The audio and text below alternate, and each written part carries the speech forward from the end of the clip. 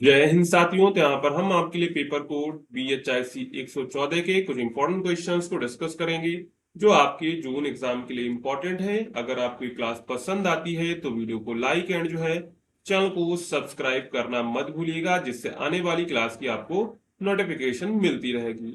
और अगर आप लोग इस सब्जेक्ट के गैस पेपर को परचेज करना चाहते हैं जिसमें आपके VVI इंपॉर्टेंट क्वेश्चंस को कवर किया गया है जो आपकी एग्जाम के लिए इंपॉर्टेंट है, तो इसे आप हमारी वेबसाइट से परचेज कर सकते हैं। अगर आप वेबसाइट से नहीं कर पा रहे हैं तो आप डिस्क्रिप्शन में दिए गए नंबर पे जो है व्हाट्सएप मैसेज करके परचेज कर सकते हैं।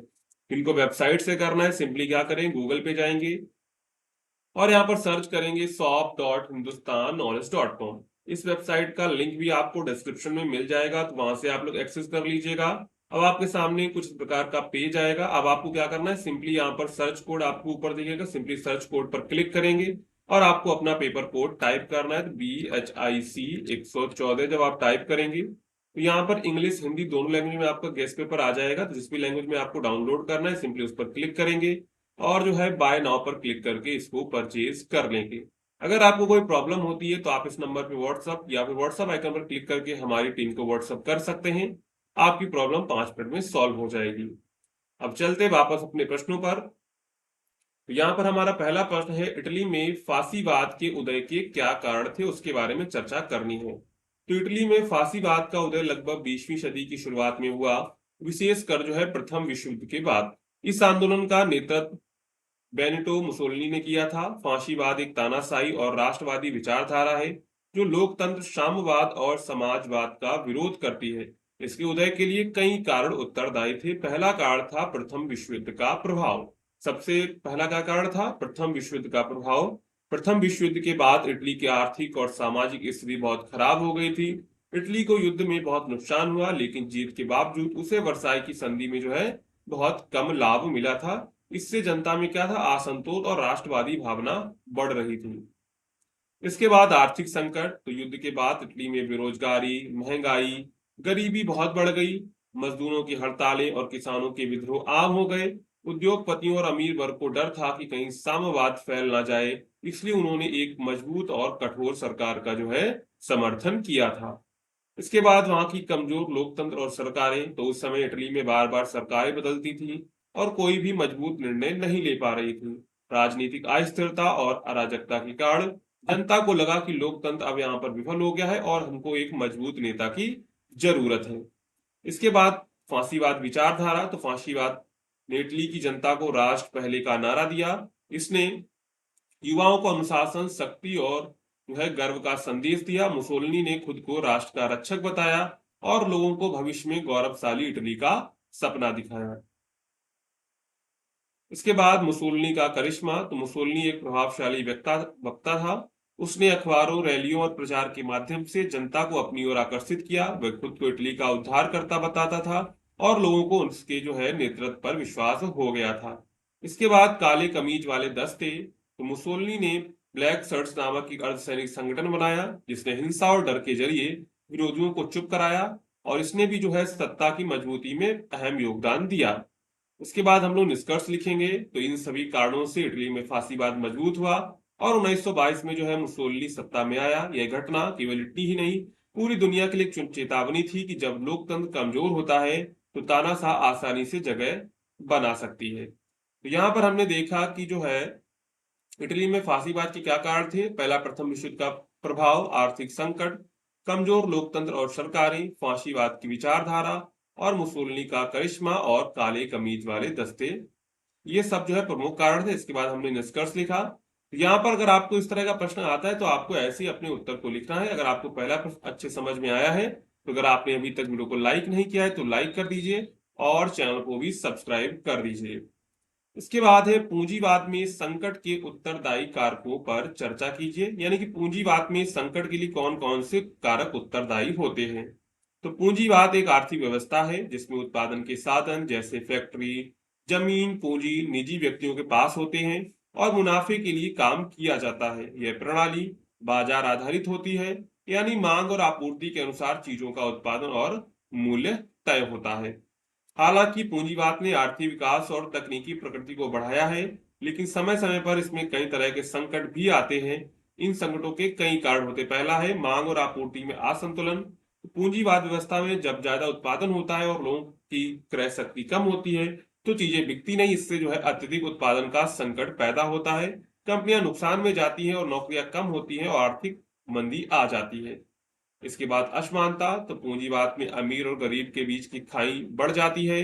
अमीर लोग अधिक पूंजी इकट्ठा करते हैं जबकि गरीब की आमदनी कम होती है। इससे समाज में असंतोष और जो है विद्रोह की स्थिति बनती है, जो व्यवस्था को क्या करती है, अस्थिर करती है। क्या करती है? अस्थिर करती है। इसके बाद बेरोजगारी, तो कंपनियां मुनाफा कमाने के लिए मशीनों और ऑटोमेशन का ज्यादा इस्तेमाल कर रही हैं जिससे मजदूरों की जरूरत घटती है। इससे बेरोजगारी बढ़ती है और मांग कम होती है, जिससे जो है पूरा सिस्टम जो है प्रभावित होता है। इसके बाद वित्तीय संकट, तो बैंकों और वित्तीय संस्थानों द्वारा जोखिम भरे निवेश करना, कर्ज देना पूंजीवाद में आम बात है। जब ये निवेश असफल होते हैं तो आर्थिक संकट पैदा होता है, जैसे 2008 का वैश्विक आर्थिक संकट आया था। इसके बाद प्राकृतिक संसाधनों का दोहन, तो पूंजीवाद व्यवस्था में मुनाफा पाने के लिए होड़ में प्रकृति का अंधाधुंध दोहन होता है, जैसे जंगलों की कटाई, प्रदूषण, खनन आदि।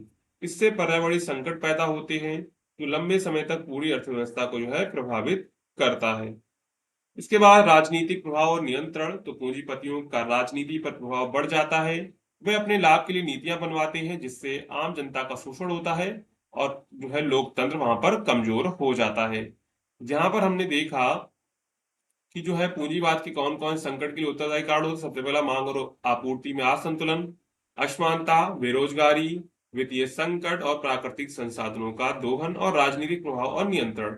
इसके बाद हम लोग यहाँ पर निष्कर्ष लिखेंगे। पूंजीवाद में आर्थिक विकास की संभावनाएं तो होती हैं, लेकिन यदि इस पर नियंत्रण ना हो और सामाजिक न्याय का ध्यान ना रखा जाए तो यह गहरे संकटों को जन्म दे सकता है।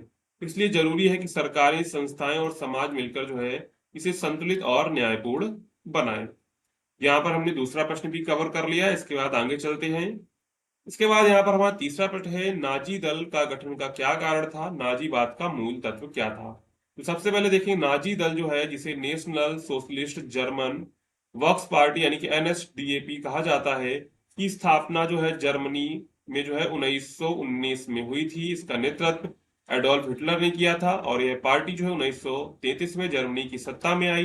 नाजी दल के गठन के पीछे कई महत्वपूर्ण कारण थे। पहला, प्रथम विश्व युद्ध की हार, तो जर्मनी ने प्रथम विश्व युद्ध में हार का सामना किया। इस हार के बाद देश की आर्थिक, राजनीतिक और सामाजिक स्थिति बहुत खराब हो गई थी। लोग जो है अपमानित महसूस कर रहे थे।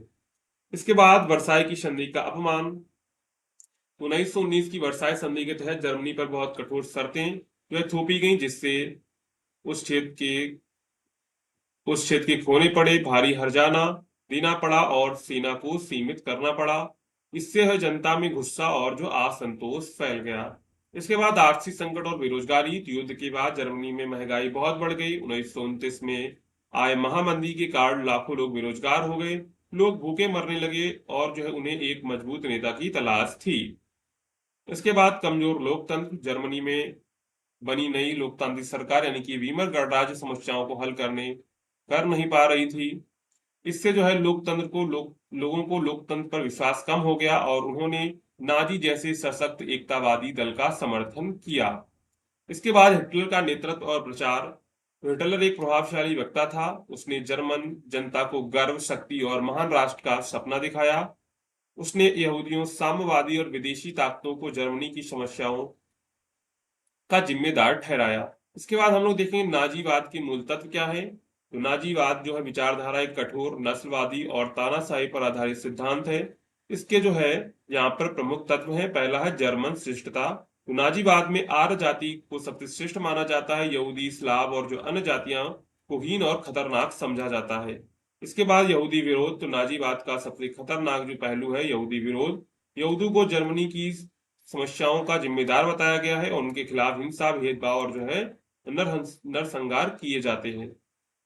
इसके बाद राष्ट्रवाद और विस्तारवाद, तो हिटलर एक जर्मन राष्ट्र बनाना चाहता था और दूसरे देश जैसे पोलैंड, ऑस्ट्रिया पर कब्जा करना चाहता था ताकि जर्मन को जो है जीने की जगह मिल सके।